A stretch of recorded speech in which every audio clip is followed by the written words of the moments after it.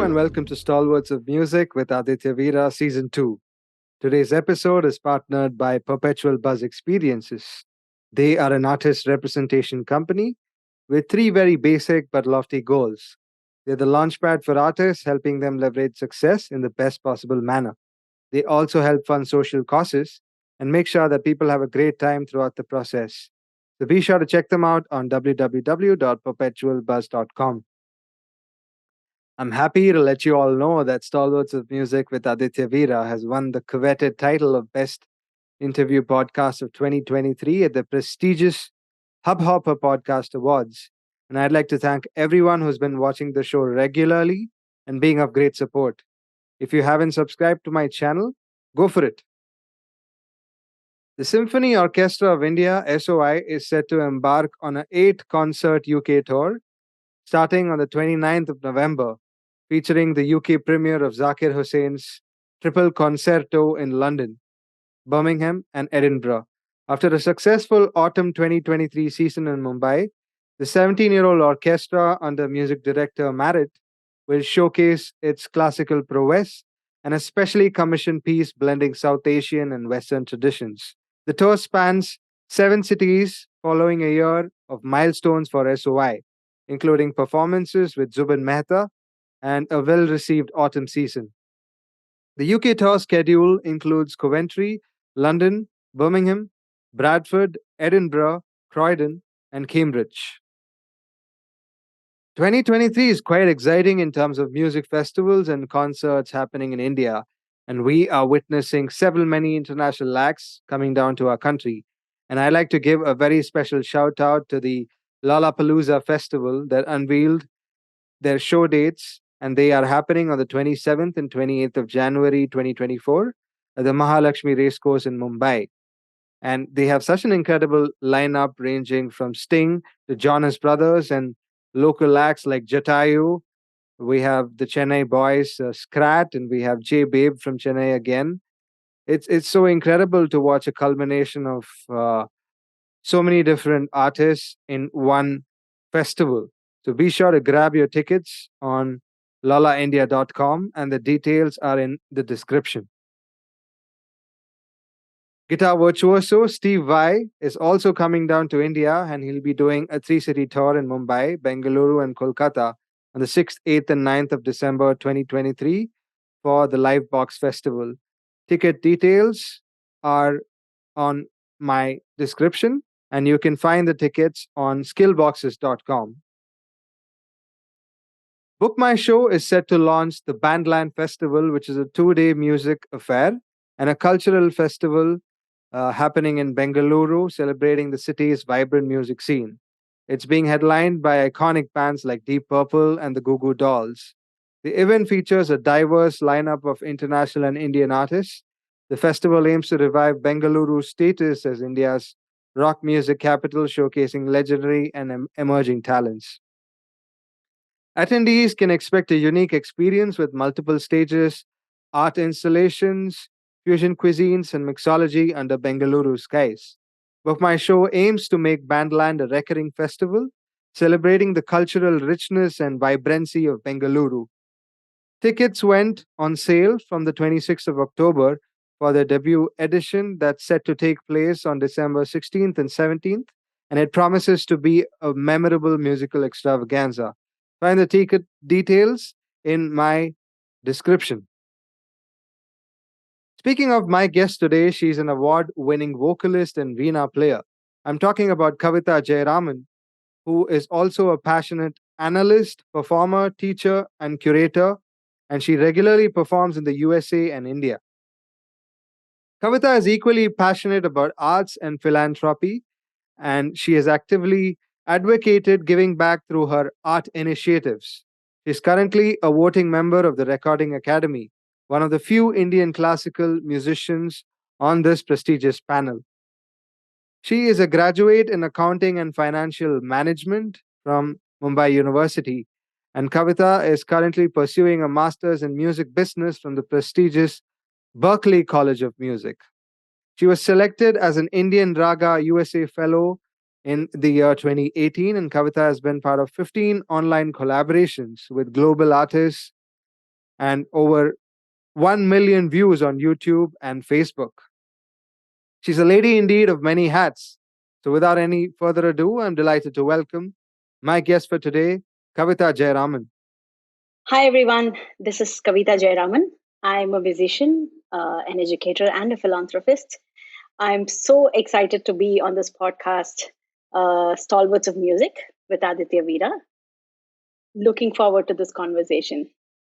Hi, Kavitha. Very big namaskaram to you. Welcome to Stalwarts of Music. It's such a pleasure to have you on the show. Thank you so much, Aditya. Namaskarams to you too. It's been very exciting to chat to you over the last few weeks leading up to this, and I'm very excited to talk to you on the show today. Before we get started, did you have a good Diwali? How did you go about Diwali this year? Well, Diwali was good. We had so what happens is the place that I live in, South Florida, is doesn't have a huge Indian community, but it's Okay. been growing over the years, All right. which means we're getting to do multiple get-togethers with people in the area. So it's been good. Diwali started pretty early, as soon as November began, and the partying ended last night, and we were able to do some fireworks here, which is I think good because I've been a huge fireworks person since I was young, growing up in Mumbai. Though I've heard a lot has changed in India now, Okay. but it was good. It was good celebrations with friends. Unfortunately, we don't have family here, but Okay. friends have become family over the years. So it's good to be with people that you love and you want to hang around with. So Was there how some was amount? your how was your Diwali? My Diwali was all right. I didn't celebrate this year because I lost my grandpa last week. Oh, okay, So we're not okay. celebrating this year, but I'm so glad to be doing a bunch of interviews and being productive during Diwali for a change. So that's That's good. That's good. I know it's always good to have work to do. exactly. Been doing back-to-back interviews for the past 4 days. Yesterday, Oh, that's nice. I spoke to this lady called Jane Monheit, who is a jazz singer. She's Oh, coming down. wow. She's coming down to India on 26th of November. She's playing at NCPA Mumbai, Oh, nice. Okay, okay, and okay. Very interesting. I'll be talking to guitar virtuoso Neil Morse tomorrow. Another Wow. exciting interview.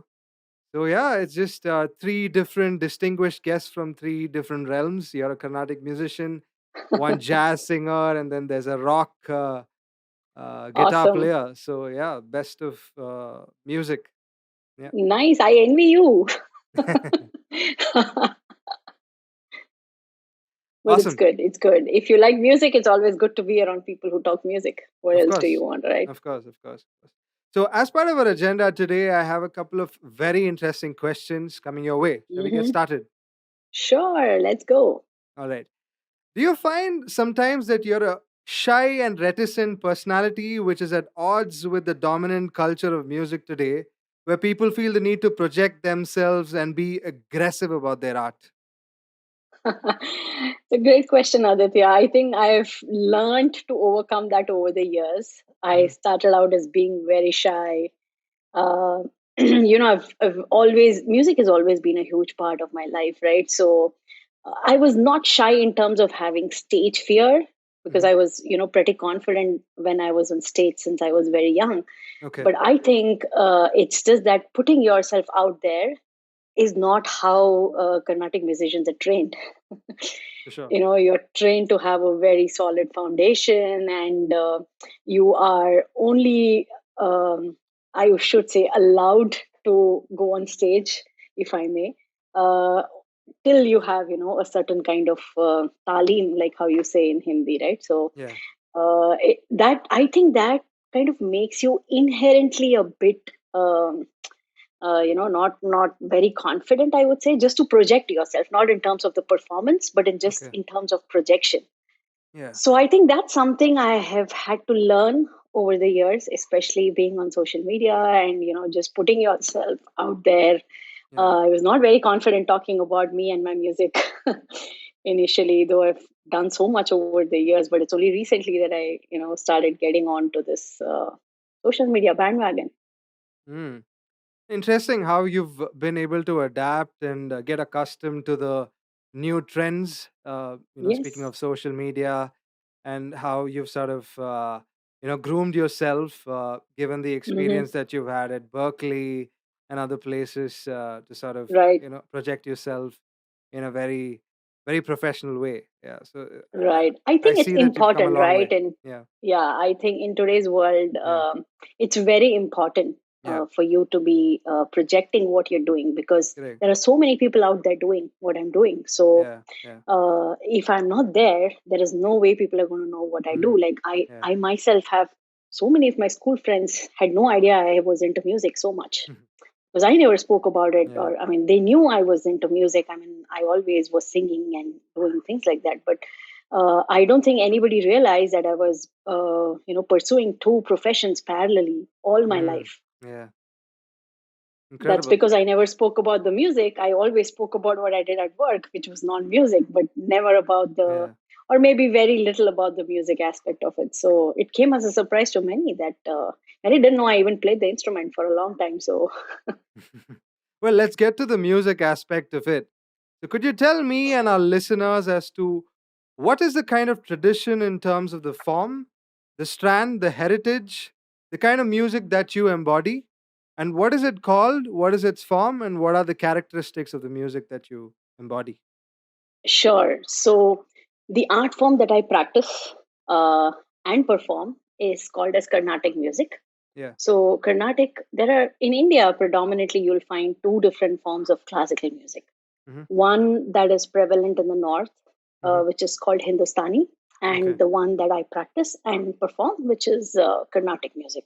Okay. Both have very strong roots and date back to thousands of years in terms of how the music has evolved, Mm-hmm. and they both of them are deep rooted in their grammar of Okay. how music understanding has to, how an audience or a learner has to actually understand and interpret the art form.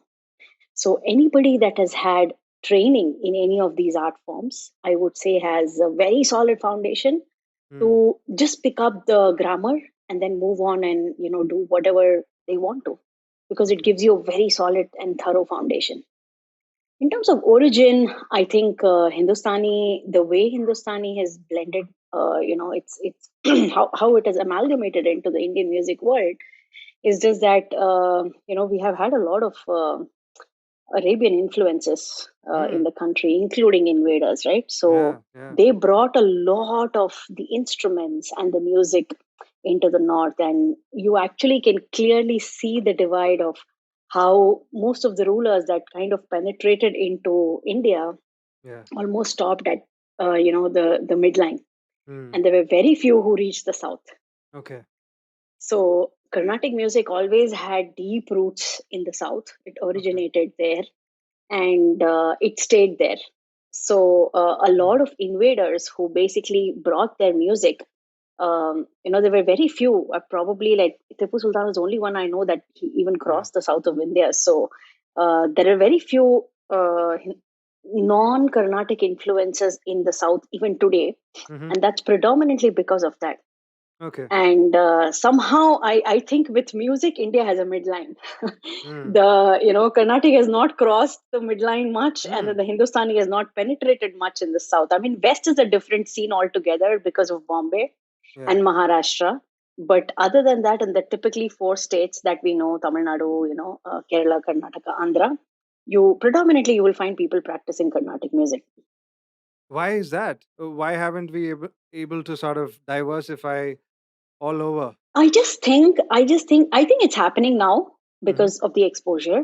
Yeah. But if you see how artists have performed, or what was the way that one could reach out, right? It was Yeah. only through live performances. Mm. Radio came in much later. Okay. If you just basically look at the history of music, of how people listen to music or even Yeah. Yeah. got themselves accustomed to it, it was through live performances. Mm-hmm. So India, maybe 200, 300, 400 years ago, people were not traveling as much. Okay. So you basically listen to whatever music was playing around in your area. All right. If you lived in the north, you listen to more of the thumris and the khayals, and if you're Mm. in anywhere in the UP Lucknow area, you would have listened to a lot more of the Yeah. Hindustani structure than the Carnatic. So what has happened is it's only in the last, probably I would say, 30, 40 years max, that people have started traveling cross country Mm. to bring the art form to various places where it has not been performed. Okay. Maybe in the 70s or in the 80s is probably, I should say, where it really started. Mm. Right. So now you have a lot of these artists who play in even festivals like Zero, right? So Yeah. Yeah. Yeah. I think that is one of the main reasons that they've probably not had a chance to listen to live and develop a taste over the years. Yeah. Obviously, with the invent of radio and then television and then satellite, how India has evolved is basically, I'm just Yeah. talking with reference to India. So how India has evolved, I think that's they've started getting themselves accustomed and listen to more of other genres from other than from where they are basically. Mm. You did interesting. You mentioned the fact that India has evolved, right? So, can you provide Yeah. examples of specific instances where Carnatic music has evolved or adapted to, say, the more contemporary musical forms without compromising its core principles? Shall we say? Sure, sure. No, I think a lot of the new age musicians, right, Yeah. including the current performers, Mm. say Ranjani Gayatri, or even Padma Bhushan, Srimati Sudha Raghunathan, Yeah. most of them have, they basically, I should say, they broke the CD market, so to say. Mm. Okay. Carnatic music was relatively unheard on CDs or discs at one point in time. But I Okay. think a lot of musicians that generation, I think, broke that mold. And that basically meant that a lot of music could be heard in the purest form by Mm. many people who just walk across to a music store and pick Yeah. up these albums which are displayed along with anything else that you wanted to listen to. Like, I mean, I'm sure in the 90s, if India was big on music store in the 90s. I don't think it's that prevalent now, right? The concept of having a music store, Yeah. people have gone digital now, but in that times, if you could walk across a music store, you would actually find say a band like Euphoria Mm. uh, playing Yeah. along with even Michael Jackson, and then you could pick a Sudha Raghunathan album or Yeah. somebody from the contemporary, and then you have Shubha Mudgal who made Mm. such an amazing you know transition from presenting Indian classical music to an audience which never listened to any classical music in that era. Mm. Mm. So I think there are a lot of we have to give credit to musicians in the 90s who really created Yeah. that path. Yeah. And many people including, like, I grew up in Mumbai, so Yeah. which is it's a very cosmopolitan community, though you have Yeah. a huge South Indian population living there. But Mm. I think a lot of them got accustomed to listening to many Indian classical musicians performing the non-Indian genre. Even somebody like Zakir Ji, Yeah. Rakesh Chaurasia, all of them. I think they are the pioneers of breaking the mold Mm. in classical music and just bringing it out of the the standard structure and saying, hey, you know what, come listen to us. How can we forget Ravi Shankar Ji, right? Yeah, of course. I mean, it's a global sensation. Exactly. Any musician I've spoken to, they know Right. they know Pandit Ravi Shankar ji for sure. Everybody Yeah, knows Ravi yeah, Shankar Ji. yeah, Everybody, trust me on yeah, this. In the West, he yeah, is omnipresent. yeah. And speaking of the '90s, I think you forgot. You spoke of Mumbai. I think you forgot Colonial Cousins. They were quite Oh, massive oh around that yes. time. Oh Yeah, my goodness. I yeah, That was my yeah, first musical album crush, if I may. yeah, yeah, Leslie Lewis and Hari Haranji were so amazing, and yeah. I remember well, you brought up Colonial Cousins. I have to tell you this. So the main song on Colonial Cousins is Hmm. if you remember, it was Sani da pa ma ga ma Yeah. ga ri sa. So this kind of melody stuck in my head for a long time, and maybe I was 10 or 11 when Oh I think the wow. album Okay. released. And Okay. at that time, I had not started learning the instrument yet. Mm. So to me, deciphering tunes was always with swarams. If Okay. you're an instrumentalist, what you would do is, if you hear Yeah. a tune, you just play it and then you know what the tune is if you learn a guitar or a piano or any other instrument for that matter. Yeah. But for me as a vocalist, everything would translate to swarams. Mm. So at one point, I started questioning, why did they name the song Sani Dhapa Maga Maga Risa, Yeah. though the actual notes are not that. Mm. So it was actually Gamaga Sani Dha Ni Dha Pa Sa. That's the Mm. actual note of Sani Yeah. Dhapa Maga Maga Risa.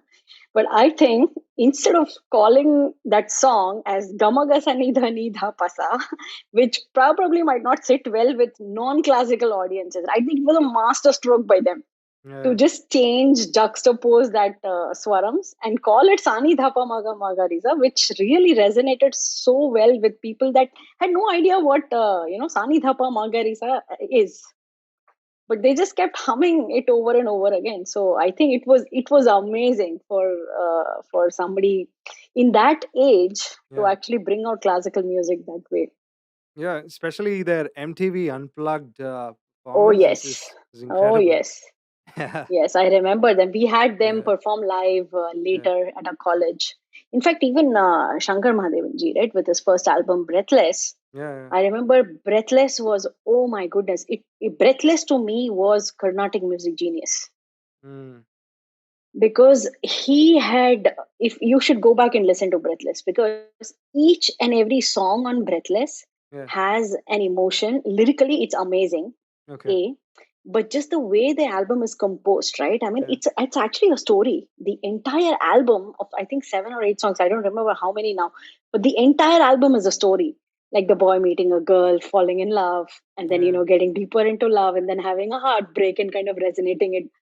And each song has been composed so well using ragams that resonate with that emotion.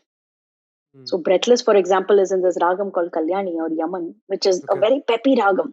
Okay. So when you open an album with that such a peppy number, it really shows how happy and elevated you are in terms of mood. And then Mm. the album really brings you down, over by the time the album ends, you feel very heavy inside. Yeah. Yeah. I feel when there's this whole aspect of a narrative involved in an Yes. album with like a sequence and the Hmm. whole ideology behind it, it's just incredible to sort of learn more and understand. Like you've already given us a gist of the encyclopedia that you are, in terms of all these facts that I wouldn't have known possibly. Yeah, But I yeah. listened to a Yeah. lot of this music in the 90s, and I think that Yeah. was the age of, I Yeah. would say, when pop was really predominant. Picking The up. Indian Yeah. pop scene was really Yeah. picking up, and Yeah. a lot of players just wanted to have their presence felt in that area. And I think classical musicians did really a good job of that, I should say, because a Yeah, for lot of the sure. numbers that they came up with actually Yeah. did very well. Yeah. Interesting. I would like to touch upon the aspect of inclusivity in the Hmm. musical form that you embody. So, what Hmm. initiatives have you undertaken to promote inclusivity in Carnatic music, considering the historical challenges in terms of accessibility for many of them Right. across the world? There have been Hmm. several notable figures like D.K. Patamal who changed gender biases, and then Mandolin Right. Srinivas ji Hmm. facilitated this in the fusion global space for Right. Western audiences to appreciate it. And then, of course, the Hmm. veteran T.M. Krishna, he did Right. a groundbreaking initiative in terms of the concert that he put along with Hmm. the transgender community. So Hmm. these were like some very significant strides in terms of Right. promoting this. So, how have you contributed in terms of initiating inclusivity in the realm of Carnatic music? Right. So I want to talk about this in two spheres, right? One is including the art form in Yeah. its truest sense in Hmm. multiple platforms Okay. that do not present this art form. Hmm. That's also inclusivity to me, right? And the Okay. second aspect is this inclusivity in terms of making the music accessible Okay. to people that have traditionally not had access to it. Hmm. So, on the first point, I started learning vocal music at a very young age, and All right. then it was only at probably 15 or 16 that I picked up the Saraswati Veena, Mm. simply because I was mesmerized by my guru who Yeah. performed a concert, and I just walked up to her and asked her, "Can you teach me?" And she was Yeah. gracious enough to accept my first guru, Srimati Jayashree Arvind in Mumbai. Mm-hmm. So, but that it just started a very different journey for me musically, just picking up the instrument. What I didn't realize is until I left the country and started performing outside India, Mm-hmm. I didn't realize that the instrument is really not as appreciated as it should be. All right. So most concert venues that are traditionally, hosting Carnatic music Mm-hmm. would not have the opportunity, would not give you the opportunity to present the instrument, Okay. simply because apparently the instrument does not draw as much audience as a vocal performer. All right. So if you see a very typically Indian classical music festival, right, Mm. about 80 to 90% of the performers would be vocalists. Yeah. 10% of that, the performers would be instrumentalists, out of which mostly it would be violin who Mm. would get a solo or a duet slot. Vainikas, probably you could really count them Mm. on your fingertips. So there were not many artists playing Veena, at any scene for that matter. I mean, local or international. But these are not things that I understood when I started learning the art form. I was Okay. just learning it for the pure love, love for it. I just fell in Yeah. love with the instrument. That's what it was. But as I started performing and as I lived, I lived in Singapore for about 10 years, Mm. from 2005. So Singapore has a very rich music scene, Mm. and Singapore, thankfully, was good in a way where you had a lot of Veena players there. You had Okay. local teachers.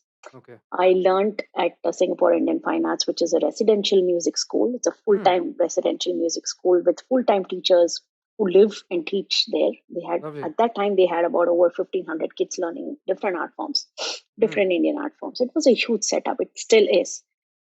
So at a place like that, the instrument was appreciated a lot more Oh, okay. because there were very few players at the concert level. Mm. So many a times, if I had to choose, if I applied to play a vocal concert, I mean to sing a vocal concert or to play an instrumental concert, I would get chosen to play the instrument. Mm. It was the other way, and for Okay. a long time I thought that's how the world is until I realized that's not how it is. Mm. So even with me personally, what has happened is over the years I've just kind of shaped myself to become more of an instrumentalist and try to speak the language through music, and make this instrument more inclusive in the context of global music. Lovely. And after I relocated to the US, I think this has been one of my biggest eye openers. I have had so many people, Indians who have lived here for 30, 40 years, 50 years, come up to me and say, "What is this instrument? I have not even seen this in my life. The Yeah. only time I've seen this is in a picture of Saraswati holding the instrument." So that kind of really put a perspective of what inclusivity is to me in terms of just having this instrument being represented, right? I mean, it's India's national instrument. Yeah. Half the people don't know about the instrument. Every time I go on stage, I'm pretty sure 9 out of 10 will come up and ask me, "Is this a sitar?"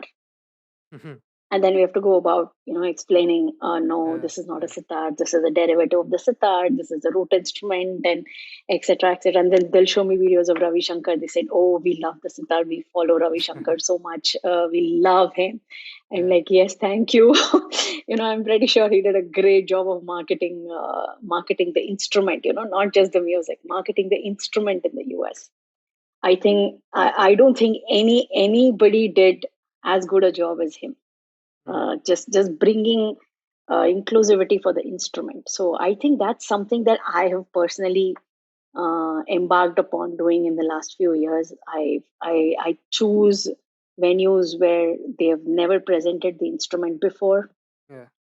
So that's my effort on making the musical genre more inclusive in terms of how they are placing the acts, right? So then the other aspect also is when I started teaching, I had a lot of people who wanted to learn the instrument because Okay. it's very rare in South Florida. Probably I am the only Veena teacher here. Whoa. Probably in That's Florida, something. I don't know. Yeah. Yeah.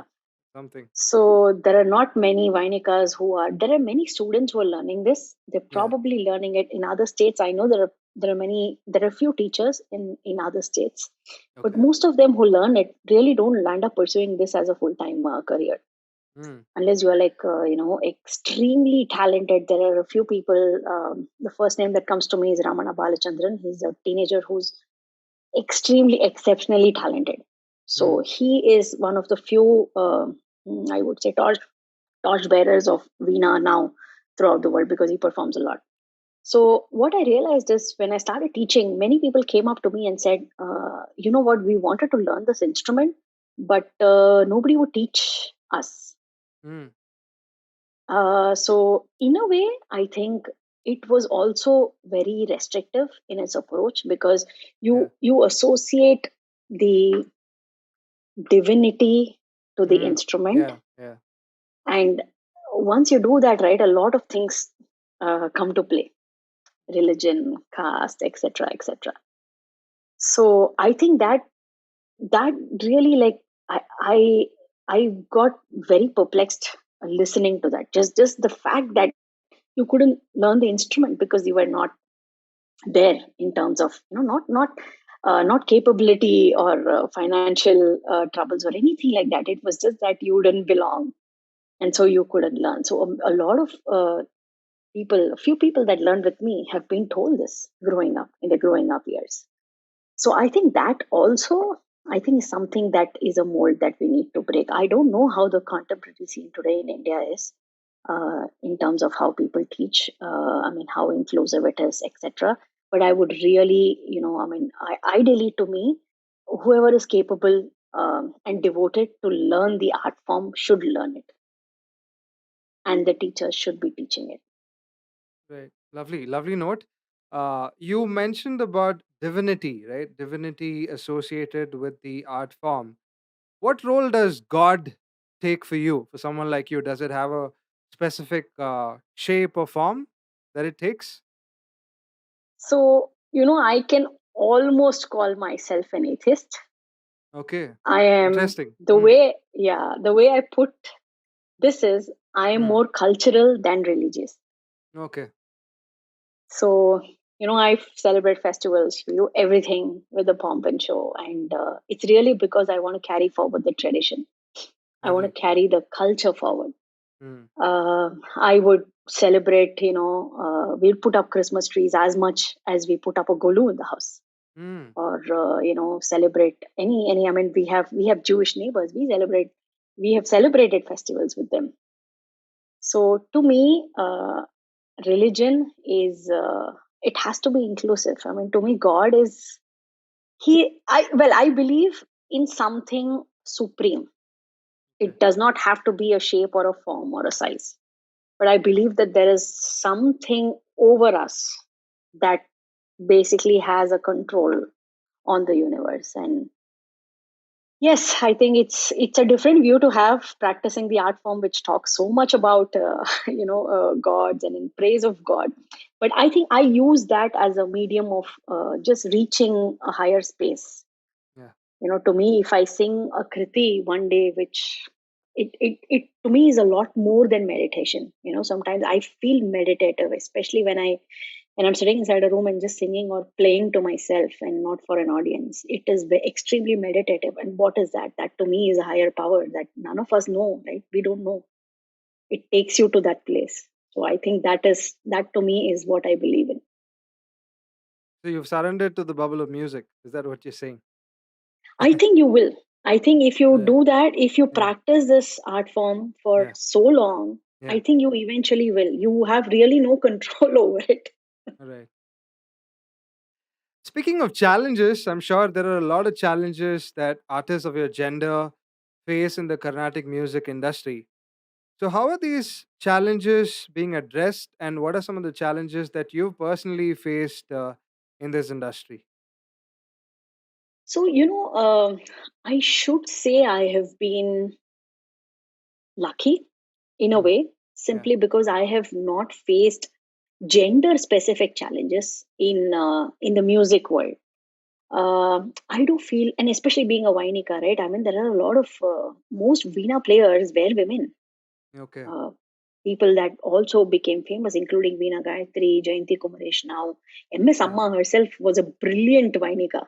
Mm. So a lot of them, most of the Vainikas are women. Of course, when you talk about the vocal music aspect of it, you will have a mixed bag of performers.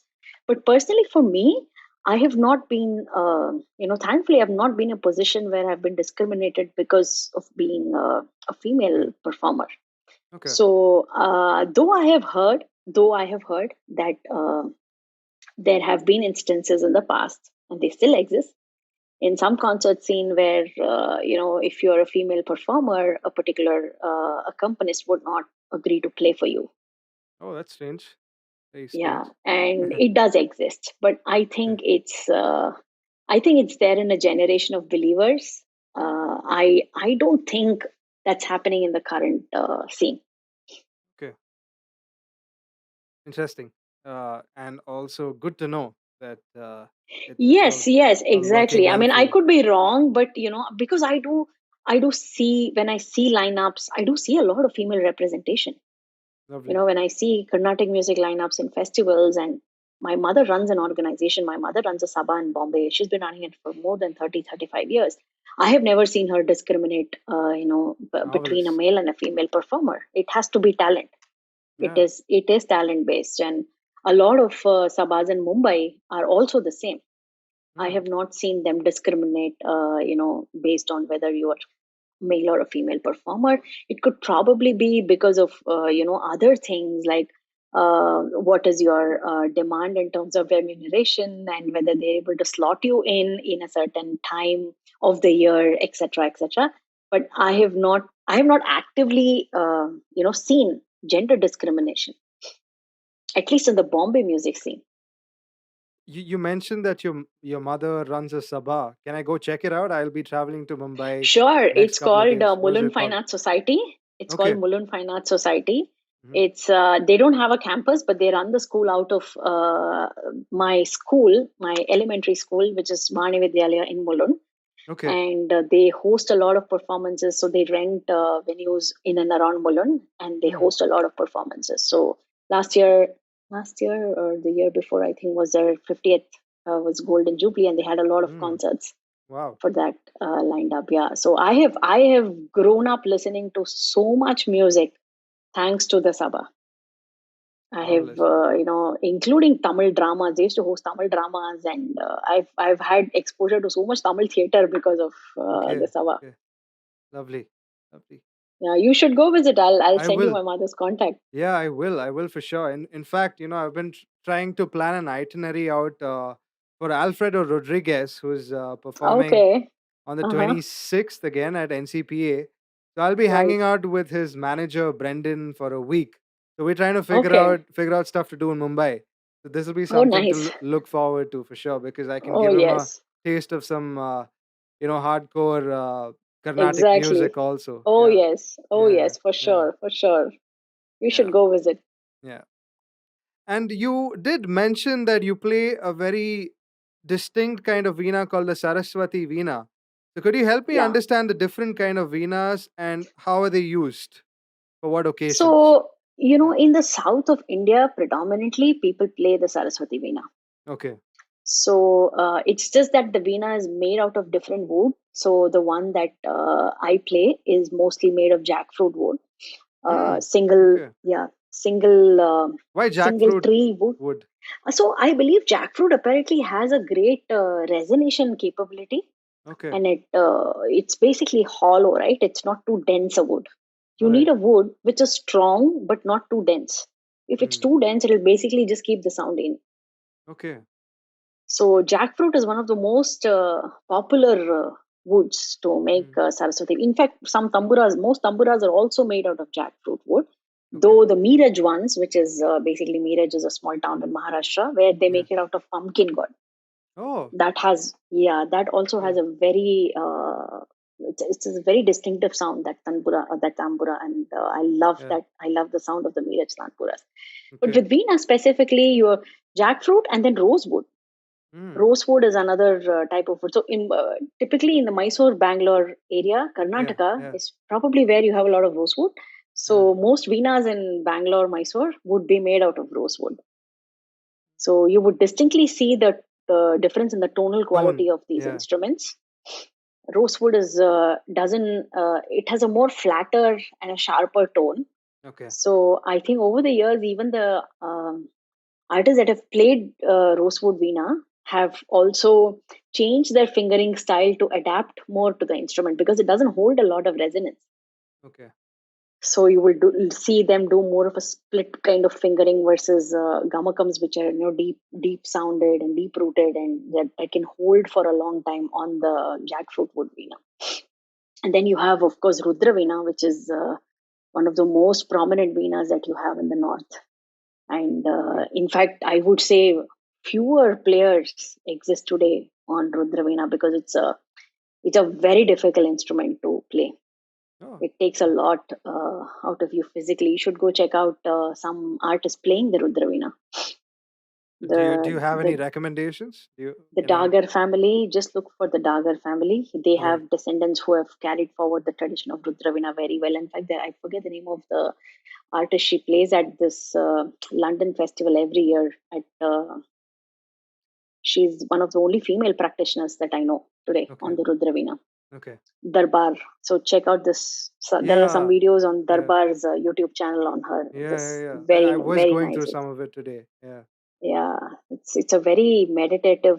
It's extremely meditative music. It's a very slow music, so probably not everybody would enjoy listening to that, because it really Mm. puts you in trance, and it's not going to give you a high, Yeah. listening to that. But it's extremely meditative. So I think that's also probably one of the reasons that instrument has not found a huge commercial platform. All right. But whoever is playing it has really done a great job of keeping up the tradition. So, another thought that just popped out of nowhere, guitars also have, similar kind of wood, right, that they Right, use for right. manufacturing it. And I imported a guitar from the States which has got like a mix of like mahogany and Okay. like a processed kind of wood. Uh uh, huh. but how does your Veena fare in those weather conditions? Does it do well in terms, Good considering it's question, actually, yeah. Aditya. Yeah. Yeah. So I've, predominantly since I started playing and performing the instrument professionally, I have not lived in India at all. Okay. So, which meant that Singapore, I lived in Singapore, which is Yeah. very warm and humid, Yeah. and it's not a very good weather to have the Veena in. Trust me, Mm. because the fret of the Veena is made of beeswax Okay. with with so it's beeswax. It's a mixture of beeswax and coal, and Mm. it's fretted with brass frets. Okay. So the beeswax and coal is extremely conducive to temperatures. So in Singapore, which is it can get really hot, and there's just one weather 365 days there. So it was very difficult to maintain the instrument there as well. The only difference there was you had a lot of technicians that used to fly in from India to service the Oh. instrument. Okay. So more often than not, once every 2 years, I had somebody to actually service the instrument, which meant that the instrument was in good condition. The issue with US is more than the weather. The weather stays because Florida is as hot and humid and sultry as Yeah. Singapore. Yeah. But the issue here is I don't have technicians to service the instrument, which Mm. makes it extremely, extremely, extremely challenging.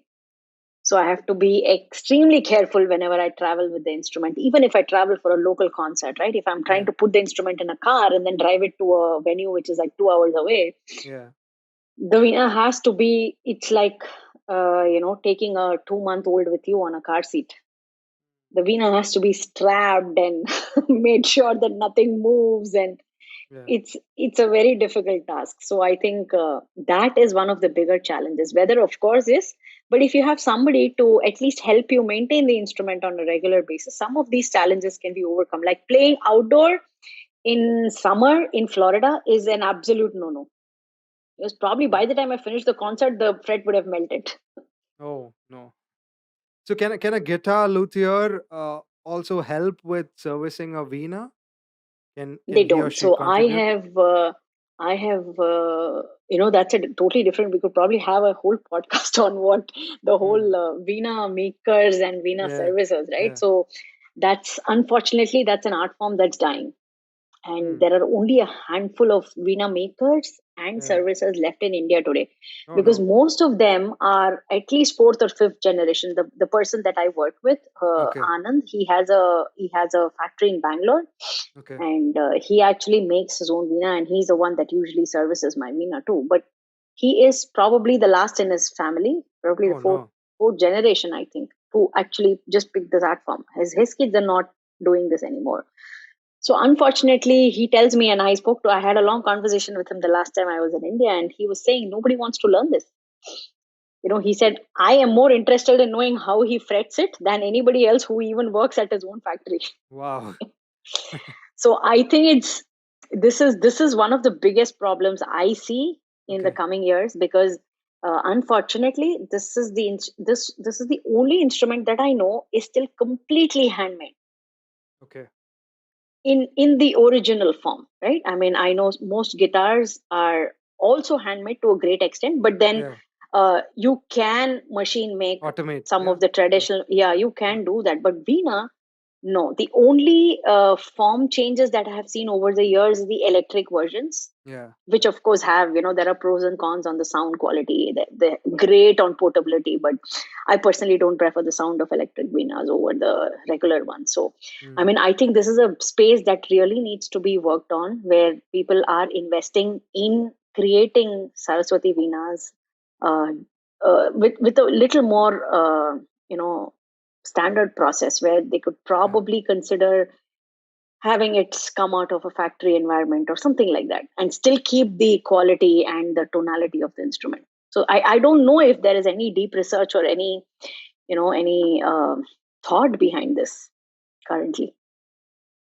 Well, it'd be nice. It'd be like I don't know. It'd be like a company that someone could start and then take Yeah, that it's a tradition great forward. startup idea if you ask Yeah. me, because Yeah. there's huge potential. Yeah. There's a huge potential, and I'm telling you, if Yeah. if we get there, there probably would be a lot more people even playing the instrument. Today, Yeah. many people don't pick up this instrument simply because it's a headache managing this. Actually, Yeah. it's not an Yeah. easy instrument to play, to just carry and play somewhere. You can just play probably in your own house, but Yeah. For sure. No. how do you Can. make this inclusive if you Yeah. can't even take the instrument? Yeah. No. In fact, my father has a Veena at home, and we've been Okay. trying to fix it for the longest time in Oh Coimbatore. wow. And in a city like Coimbatore, it's really hard to get it fixed. See, exactly. I Yeah. mean, I believe you, Yeah. because I know that's the Yeah. situation now. I mean, I have tried so much. I've been here for 9 years now in Florida, Yeah. and I have Yeah. tried so much. I've contacted so many people. There Yeah. are a few. I don't know if you know Ricky Ram. Ricky Ram is one of the biggest stores. They are a family of musicians, and they own a big store in Delhi, New Delhi, and then they have a branch here in Right. New York. He's one of the few who services Avena. Okay. But then, New York is a 4 hour flight from here. So Yeah. I Yeah. don't think the Veena will survive the flight. Yeah. Exactly. Crazy. So there are so many in the South. I know so many musicians. I don't know what they do. I've tried reaching out to many, and most of them tell me that they take the instrument back to India to service. And actually, that's what I landed up doing in my last two trips to India. I just decided to carry the instrument and risk it, to just take it there and play and come. I mean, service and come back, because I couldn't, beyond a point, I couldn't leave the instrument unserviced. Got it. Many artists face economic challenges, especially during non-festival periods. So, Mhm. how can Carnatic musicians ensure economic sustainability? And what role does the audience play in terms of supporting this? And how can they further, support the process? Right. So I think, see, we need to understand that there are only a few practitioners left in this art form, right? When I say few practitioners, the list might look huge when we Yeah. look at it bottoms up. Yeah. But if you look at it in the global music perspective, global music scene perspective, right? Yeah. Yeah. It's a very small community actually. So to make this community, I mean, you just have to create opportunities. A. So I believe anybody who's a festival curator today, right? It could be anybody who is curating festivals across zones and not only restricting it to Indian classical music, can definitely look to have more representation of these musicians. Yeah. Right? That's just the festival scene. On the non-festival scene, you have a lot of venues. For example, I see a lot of Carnatic music happening in the Nita Mukesh Ambani Cultural Center. Yeah. Yeah. It is. So they opened up that opened up recently, and I already see a lot of Carnatic musicians performing there. So I think places like those, which are not festival related, but which can host a lot more, not the a great talent, but also the talent that is upcoming and Yeah. extremely good. They should probably start Yeah. doing that. So that kind of gives them a lot more opportunity to have um, uh, revenue generating opportunities, right? And the other thing I feel is most musicians, like in Carnatic music, they travel with their band. Yeah. In that, what it's a pro and a con. You're always used to playing with the band, but then if you have good local artists, right? If you have a good for Carnatic music, you typically, the concert scene is a violin, mridangam, and a ghatam, right? Yeah. So Yeah. if you can pick good local artists, that would actually give them a lot more opportunity Opportunities. rather Yeah. than somebody who has to, an organizer who has to pay for the flight and Yeah. take care of everything for artists, ferrying them all over from one place to the other. So Yeah. look for more local talent Yeah. and hire them whenever you're doing gigs or even the small time gigs. So that's a great opportunity. And I think what's happening is with most musicians, classical musicians, and I think this is true even in the US. I feel even with Western classical musicians, most of them get into teaching Mm. because that is their, I would say, is their only stable source of income. So it, in a way, it is good that you are able to carry forward your legacy and pass on what you have learned and create a second generation of musicians. But fortunately, unfortunately, it has also become a revenue source for most musicians. So I think where most musicians struggle is to actually find the right balance, Yeah. because you have a stable teaching career which gives you a stable income, which keeps you in touch with the music, but you can't have an active performing career if you are a teacher, Correct. if you're a full-time committed teacher. So Yeah. it's a very tight rope to walk. But I believe a lot of them are trying to overcome that. They're trying to give it their best at teaching, best at performance Yes. as well. Yes, Yeah. and then you talk about having work-life balance too, right? So Yeah. Yeah. Yeah. That takes a toll. I can imagine. it takes a Yes. toll. I Yes. A mean, lot. I can see myself. I Yeah. Since I started teaching, Yeah. my weekends are not for me anymore. And I worked a Yeah. corporate life for 16 years where Yeah. all I did Saturday, Sunday was nothing to do with work. Now I don't have a day. I mean, I have to force myself to take the Saturday off and not schedule anything. Because being in the entertainment industry, your weekends are always blocked because Yeah. that's when most of the shows and the performances and everything Happen. happens. And if for me, I have a family, I have a daughter to look after, so Yeah. everybody Yeah. is looking up to me to spend time with them during the weekend. So it's a very difficult thing to do. Yeah, I mean, if you ask me. Sure. In a recent conversation that I had with an RJ from All India Radio Goa, she was a Hmm. highly accomplished Hindustani musician, and I learned Okay. that her program was well received. It was on Indian classical music with Q&A and A Hmm. and all of that. It Hmm. came to an end the week later, right? It got me thinking about the challenges faced by curators, like you said, in India, in terms of preserving these musical traditions, creating Hmm. comprehensive systems in terms of opportunities for the youth based on sheer merit and talent, Right. right? And Hmm. popularizing this particular genre. Many articles highlight the concerns that curators are losing touch with the essence of these traditions. So could you throw some light on that? It's an interesting observation. I mean, I have lived with a curator, my mother, who has curated so many festivals and events over the years. And to me, there is always a challenge of balancing economics with Yeah, with talent. yeah, So I have seen that. I have seen the backside of it, and I know how much she wants to do. She wants to service the community as well in terms of arts. Just bring new yeah, talent, just bring many new practitioners who are also trailblazers in some way, and still make sure that the tickets get sold, right? Because yeah. ultimately you are in the business of it, whether we Correct. like it or whether we Yeah, like it or not. yeah, So I think that's a challenge across. Everybody faces this, right? It's not only Indian classical music, but just in terms of how audience approaches it, I think it is. I still see there are only a few concerts okay, where teenagers or I would say the 20 somethings flock to in terms of Carnatic music, okay. but not many concerts are well attended by the younger generation, even today. Mm, If, say, an artist like Mahesh Raghavan is performing Carnatic music on GeoShred, that yeah, room will be filled with teenagers and 20 somethings. okay. But if it is somebody else practicing the art form in the real tourist sense, Yeah, yeah, the only exception probably I see nowadays is Ranjani and Gayatri.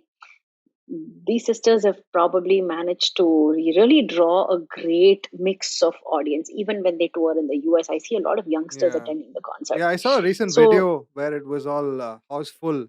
I yes, mean, it was probably last week or so. Yeah, yeah, they have had yeah, sold out tours. They yeah, performed to 10,000 audiences in Bangalore, which is yeah, huge, I think, which yeah, is huge. You're just talking about pure Carnatic classical music yeah, yeah, and a lot of youngsters in the audience. So I think they've really done something right and well, because the way they are able to reach out to the younger generation, very few people have been able to.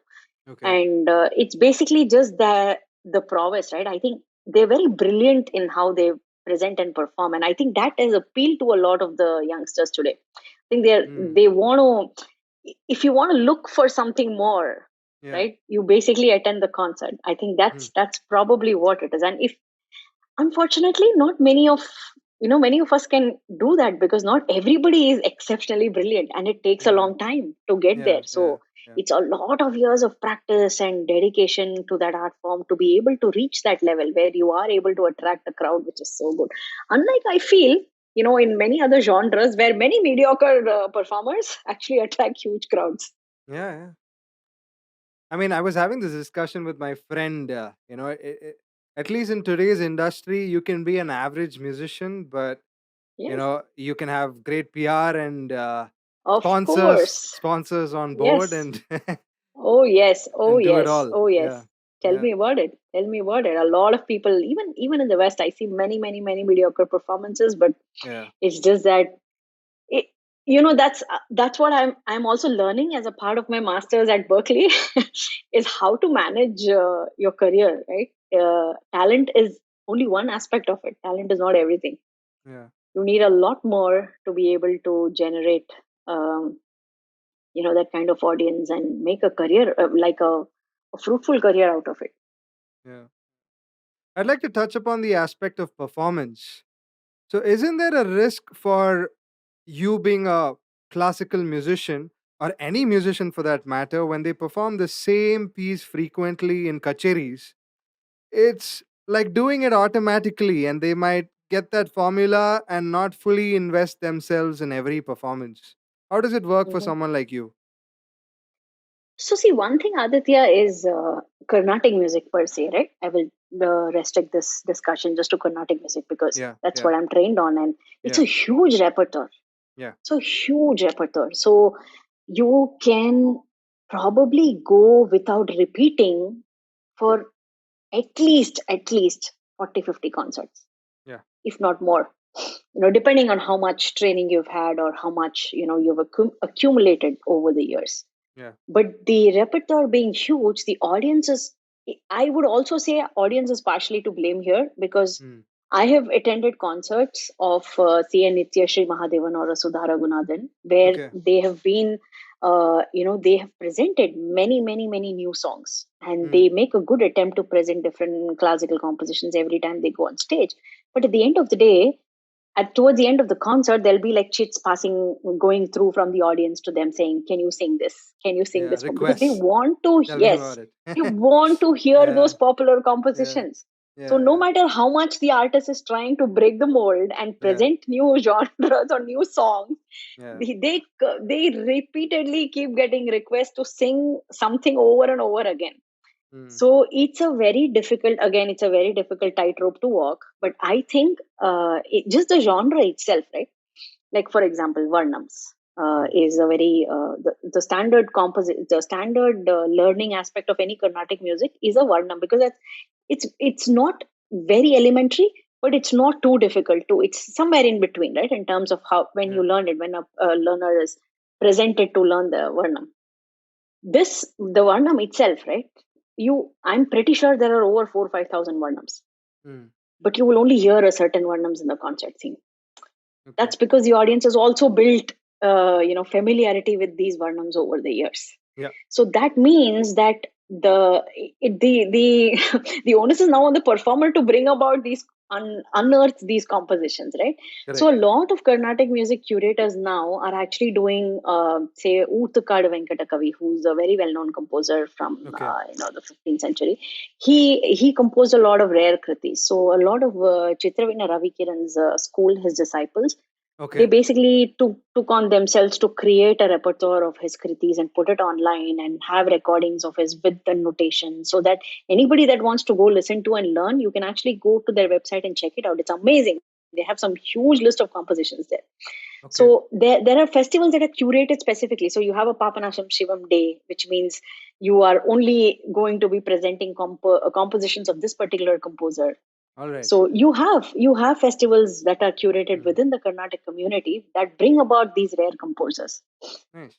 So it is good, but it's just that I think it doesn't happen throughout the world. Like I know I saw recently, I saw a lot of Muthuswami Dikshidhar Day being organized here in the US. So that's, I mean, it usually goes around their birthday or their, the Samadhi day of the saint. But yeah, so there are. I just wish that there is a lot more on that happening, because that's the only way the kids or whoever is practicing the art form will be forced to also look for these compositions and learn more. Yeah. Yeah.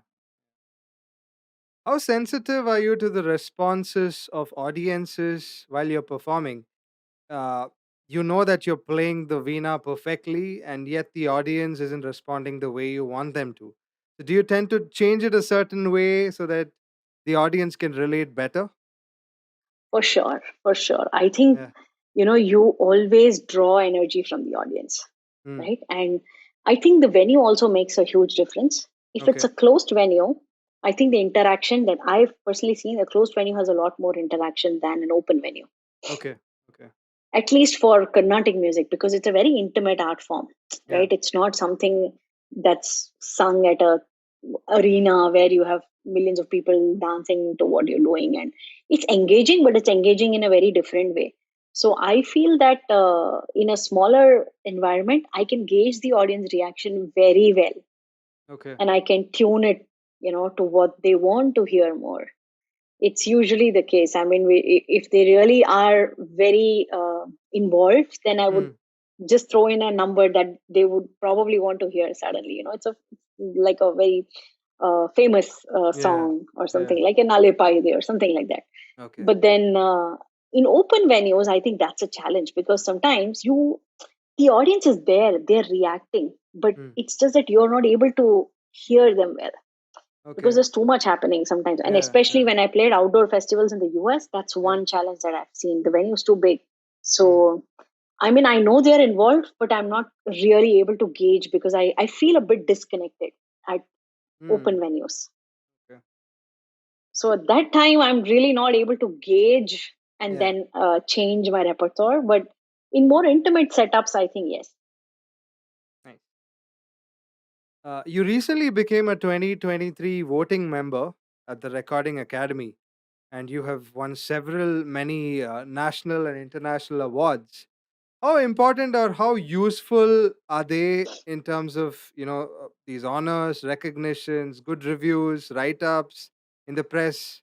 How important are they for you? I'm sure at some level the pure musician that you are might need gratification that you do your job well, but functionally you run your own music institution, Kaladanam, and you have a Mhm, lot of other aspects in the samsara that we all live in and deal with. mhm. So it could prove to be useful in some cases. So what's your question again, Aditya? So my question is, how important are honors and gratification for someone like you? Okay.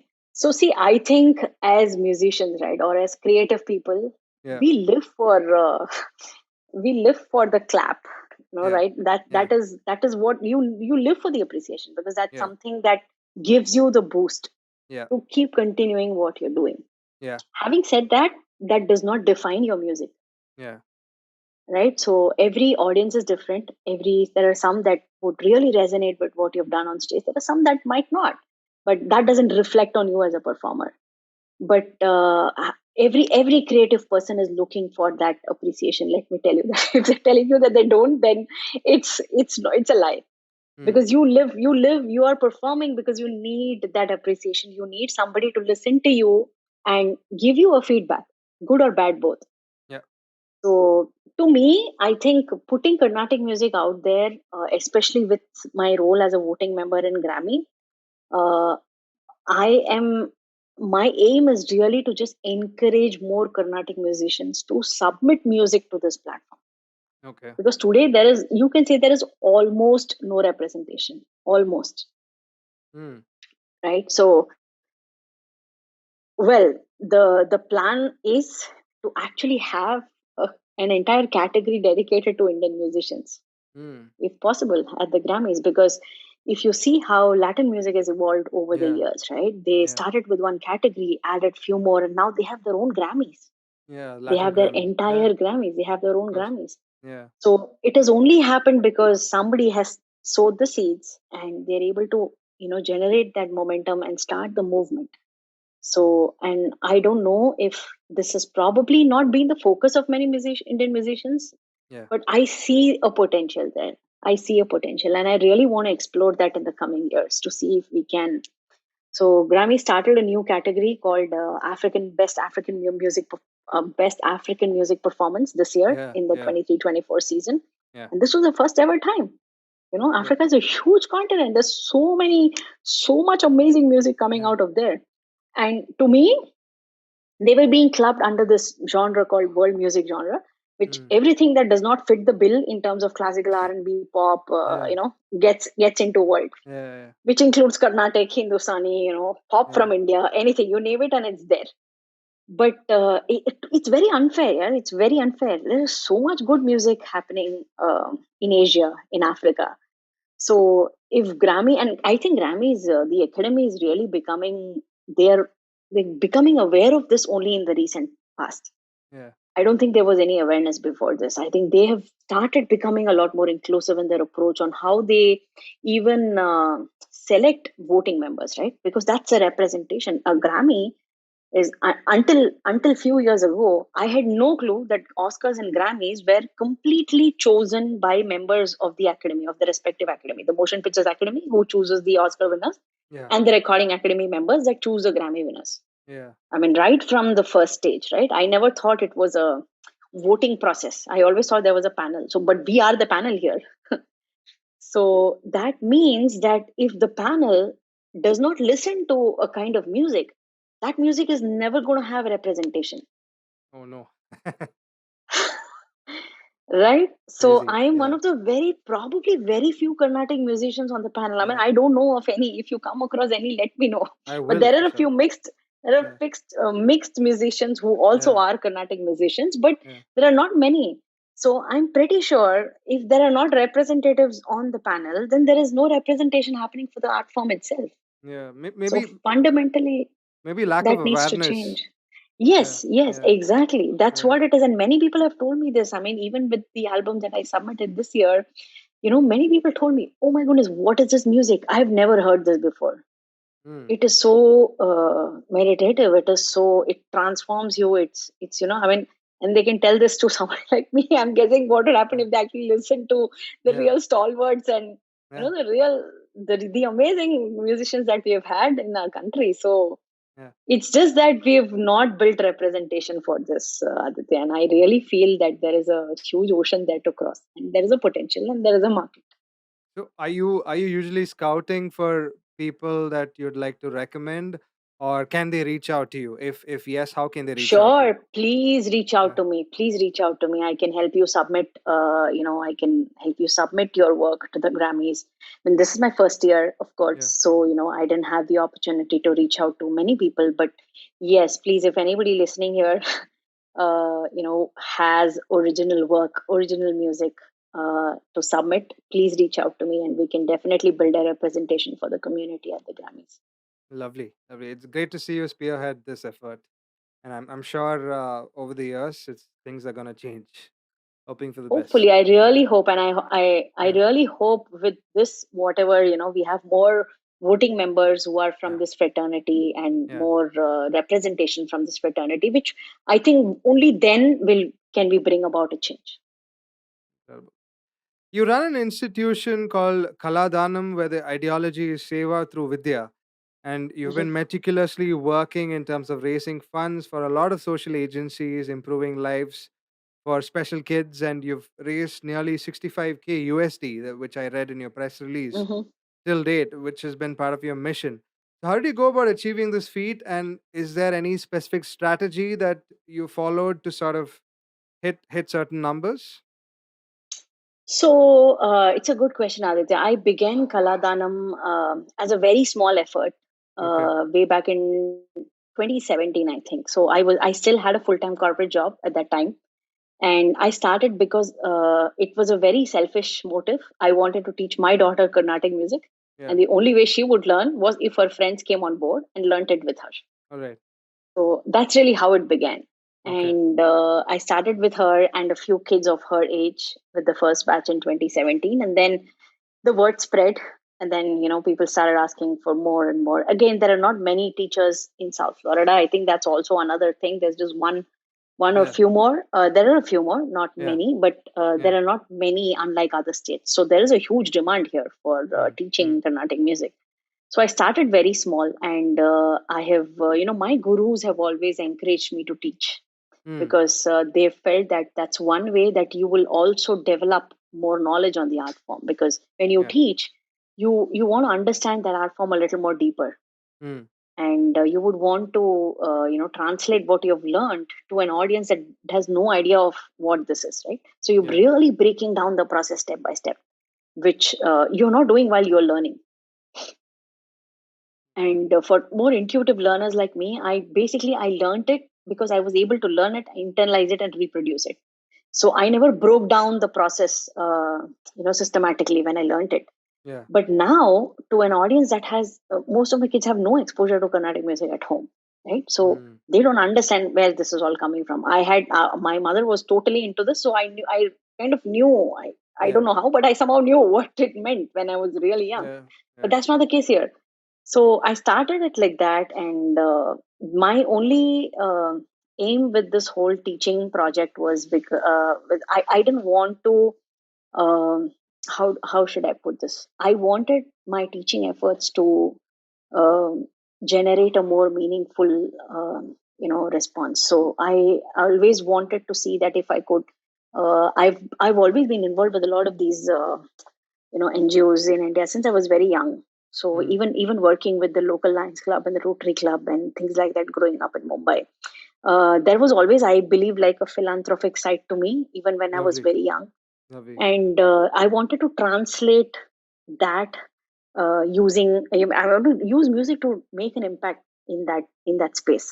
So my husband came up with this idea, and he said, "Why don't you start teaching, and then we'll just donate whatever."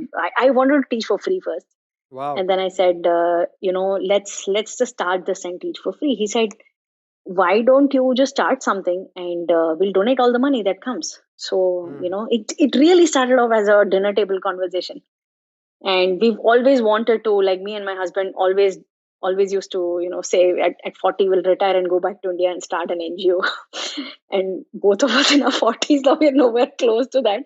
But at least I think this gave me a window to what I was looking to do in my life. And I think music enabled it. Mm. So when we started, it was very small. I started working with people that I know, that are working with NGOs that are in desperately need of funds, and they're very small. They're so small that they have no marketing budgets, no money to do any canvassing. So it's basically just creating, and GoFundMe was there, but some of the Indian platforms that we see now were not so dominant at that time. 2017 was when the microfinancing scene in India started becoming bigger. 2017-18. Yeah. So that also helped me. So I started, creating campaigns for these guys on the website, like GoFundMe, equivalents in India, Give, Let's Change, Keto, some of these crowdfunding Yeah. Yeah. platforms. And there is a structural element involved here as well, because you are directing money. It's foreign currency into the country, and Yeah. you have a lot of regulations in India while Correct. doing that. So I'll have to work only with organizations that can accept foreign currency donations, and they need to have the paperwork to be able to do that. That's a challenge, but then that's something. So all this I figured out only much later. The intent was there, but I had no way of determining how to go about this. I think it started with one organization, and then I used that to kind of slowly build connections with other NGOs and kind of decide a process. And now if somebody comes to me, I know what questions to ask them first. Mm. Initially we got into the process, we even got to set up a fundraiser, and then we realized that they don't have the how do I say, they don't have the means to accept foreign currency. So which means we'll have to work through to make sure they get the money. So this is it's an ever learning process, I would say. But then the very good thing has been that we've been able to support, I think, about 14 or 15 small scale NGOs now in the last 5 years. Marvelous. Marvelous. Incredible. Among all the incredible things that you do, you've had a very long and distinguished career that still awaits you in the changing external environment with a lot of globalization of culture, glamour, short attention spans. What kind of ambition, aspiration, and future do you see for yourself? Well, if you ask me, I have not even begun yet, to be Okay. very frank. I Okay. just think I've just started to do music full time. Yeah. It's been probably 3 or 4 years, and I believe it's a long way to go. But my aim is really to create a space for this art form globally. Incredible. Just make this music heard, Yeah. have more people listen and appreciate this art form, which I think has some really deep rooted meaning Of and course. meditative effects. Because Yeah. especially as you see, like you said, the short format content or short content format Yeah. is really killing Mm. many good art forms like this, right? So Yeah. you cannot consume classical music in a short format. Right. Right. Now, speaking of short So format content, I stumbled upon some interesting fusion jam collaborations on YouTube, and I think that was an element of surprise for someone like me, seeing a purist like Kavitha Jayaraman going to explore fusion music, which is yes, ordinarily, I've played blues on the yeah, Veena. exactly. So it's moving out of the pure domain of Carnatic Yes, music, making yes. something meaningful out of it. Yeah. Yeah, So like I said, right? I think the training, yeah, it's just the training. When you yeah, train in a classical art form, may it be Indian or Western, yeah, it grounds you with the grammar, and it makes it very seamless for you to move genres, yeah, because you have the fundamental understanding of Shruti Laya Tala, mm, which is what music is, right? yeah, A combination of 7 or 12 notes, as we could say, and rhythm. So if you understand the grammar well, and if you know what to do, you just need to change your aesthetics to represent music in a certain art form. But it's all music to me. mm, It's all music. So, and if there are people listening to more Veena because I play blues, or mm, attempting to play blues, right? I mean, I don't play blues. That was yeah, yeah. really a one-off attempt. But if I built 10 more listeners for Yeah. this instrument, then I think I have succeeded in what I was trying to do. You're currently pursuing an academic degree at the Berklee College of Music in the States, and you're doing a master's program in music business, is what I gathered. It is Hmm. sort of unusual for a practicing educator and a performing musician to go into the academic study of music business. So, what prompted you to do that? You were already so immersed in the practicality of it by playing your music. Why go and read books and theories about it when you're already creating music and other people could possibly build theories from your music? Good question. I think when I quit corporate life in 2019, I Yeah. started feeling a void Mm. because I was always 200% occupied, Yeah. right? I Yeah. always had too much on my plate. Then suddenly one day, you were only 100% occupied. Mm. And that feels totally empty. For a normal person, it would just be normal because you still have stuff to do for Yeah. 24 hours. Yeah. But to me, that felt, oh my God, I only have stuff to do for 24 hours and I can still sleep like 7 or 8 hours a day. I'm Yeah. missing out on something. Yeah. So I think that uh, just the urge to keep doing more, it led to multiple things. I think it started with my enrolling with the Indian Raga Yeah. Fellowship in Yeah. 2018, and one thing led to the other. And I slowly transitioned from being the only stage to a stage come digital musician. Mm. And eventually I really thought that we should there has to be a platform. I have to present this music digitally as well because I see a potential there.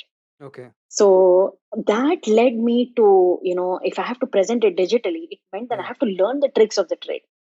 Mm. And I was into financial analytics in my professional career, so which Okay. I was always thinking about it analytically. Mm. The music element was always there, but I Yeah. also needed something to think about in terms of analytically how to go about this. So which Yeah. meant you learn how to decipher the algorithms. I started looking at trends. I'm so used to looking at spreadsheets. I started downloading everything, all the analytics on YouTube and Instagram Yeah. and Facebook, and start looking at what they're telling me, right? Yeah. Yeah. So all these, I think it I got so interested in the back end of what Mm. is happening there that I wanted to learn more. Yeah. So I just wanted to get into some certification courses and things like that. But then I realized, I mean, I actually, if not now, then when, right? I mean, I don't have a master's. I never had a master's. Yeah. I just did a bachelor's, went to the Singapore, started working, and then life took a turn from there. So, and I never wanted to do an MBA. Somehow I was never inclined to do an MBA ever. Yeah. Yeah. So I think this is the best amalgamation of what I want to do, professionally and personally, and something that also interests me. So I just applied, and I didn't actually, initially I didn't get through. Okay. So I Okay. had to kind of really fight my way to get Oh. Okay. through this. All right. Yeah, because multiple reasons. But Mm. yeah, when I got through, I really felt, and see, once I got through is when I realized that what I was missing, Okay. it's not that I just want to read about it or something. I mean, just the sheer amount of wealth and knowledge that you accumulate by talking to some of the professors Mm. at an institution like Berkeley is immense. I mean, you will come out of the experience a very different person. They will not be the person that you went in, for sure. Okay. And that is definitely going to help somebody who wants to make a musical career, whether for yourself Yeah. or if you want to enable somebody make a music career. Okay. For both, you can apply the entire concept on you, or even enable. Or Mm. I can even choose to, like, maybe work at a label or something like that. So Mm. that's also an option that I Wow. can look at to do, professionally, in terms of, or create an own label and manage a few artists. The opportunity is endless, right?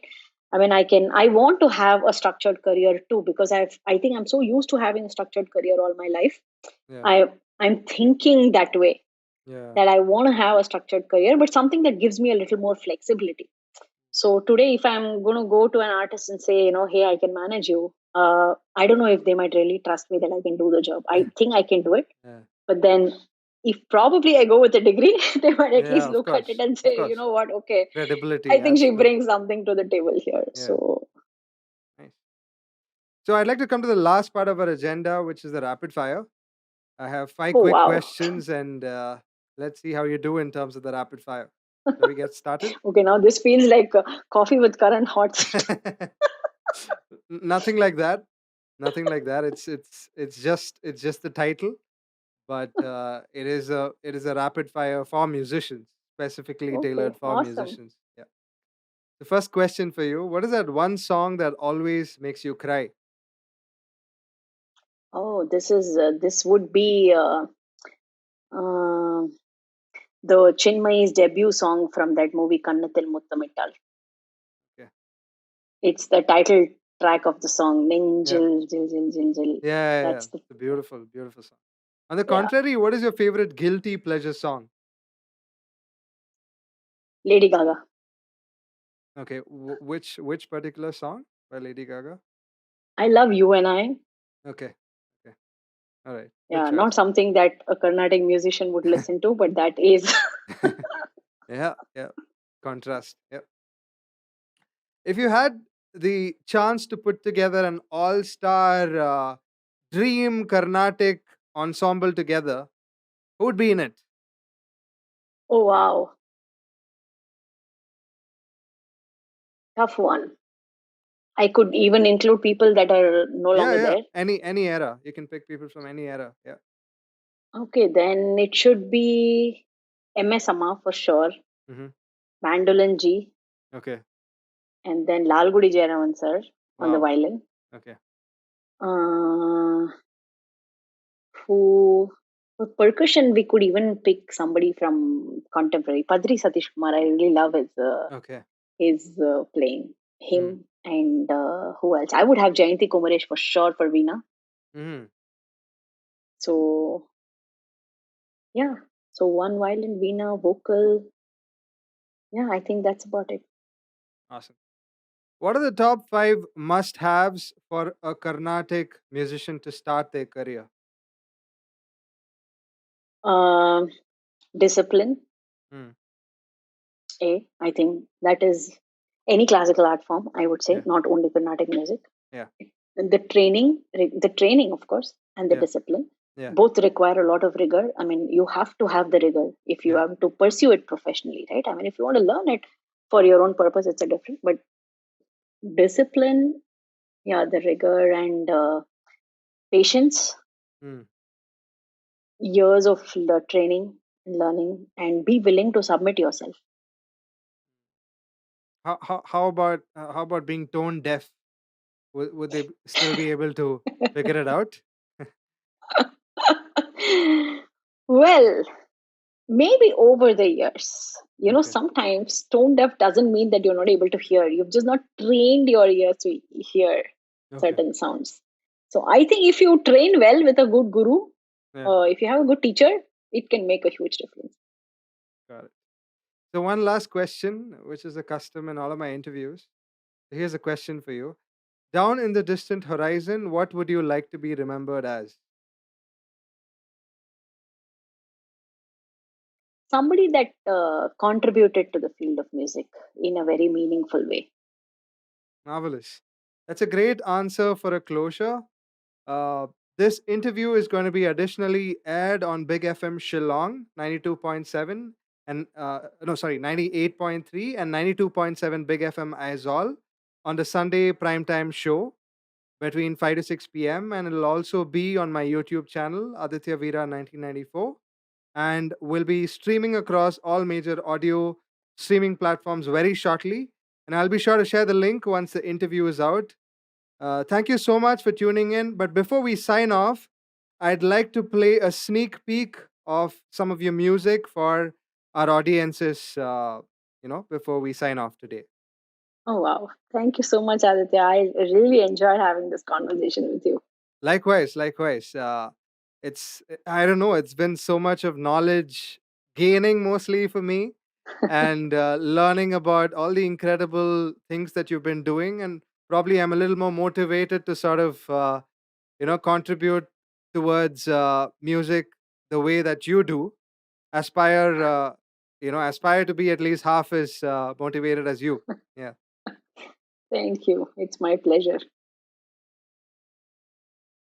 So here we go. This is a wonderful poem by Subramanya Bharatiyar. Let's hear it.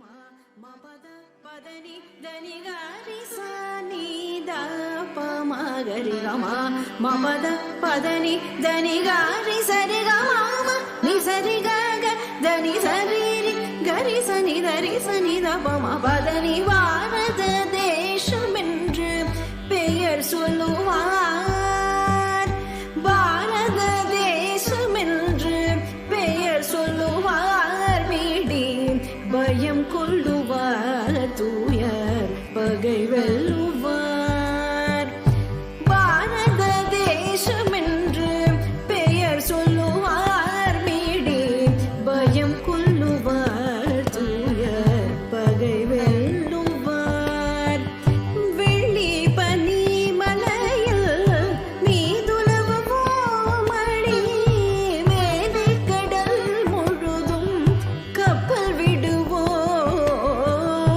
பள்ளி தலமனைத்தும் கோயில் சேர்க்குவோம் எங்கள் பாரத தேசம் என்று தோள் கொள்ளுவோம் பள்ளி தலமனைத்தும் கோயில் சேர்க்குவோம் எங்கள் பாரத தேசம் என்று தோள் கொள்ளுவோம்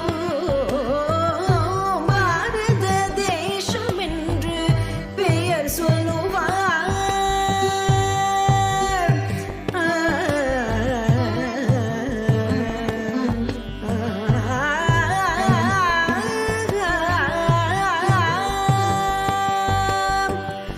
சிந்து நதியின் விஷை நிலவினி So that was a sneak peek of Bharata Desam by, it's a poem by Subramanya Bharatiyar. Would you like to add a little more?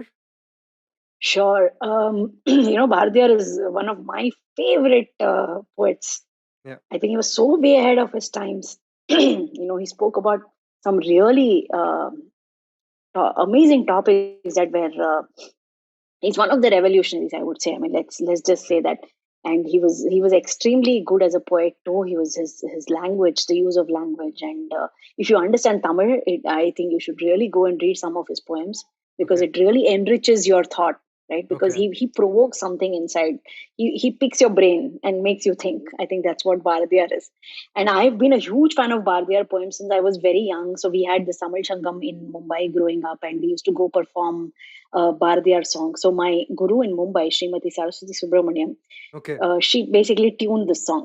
Oh, And she lovely. tuned a lot of other Bharatiyar compositions too. She set it to Okay. tune, and we would kind of go and perform it at competitions while we were young, and we used to win a lot of them. So a lot of them are actually tuned by her, and some are very rare. Like not many. Like even Bharata Desam, I don't think many people sing this song as much as they sing the other compositions. So I think that's a good repertoire that probably should come out, and hopefully one day I can turn it into an album. Let's see. Marvelous, marvelous. Just keep inspiring us. Thank you so much once again. It's been an incredible blessing, honor, and a privilege. Thank you so much, Kavitha. My pleasure, Aditya. It was really lovely talking to you. Likewise, likewise. You take care and have a nice day. I'm not going to take more of your time. Bye bye. No worries. Bye bye.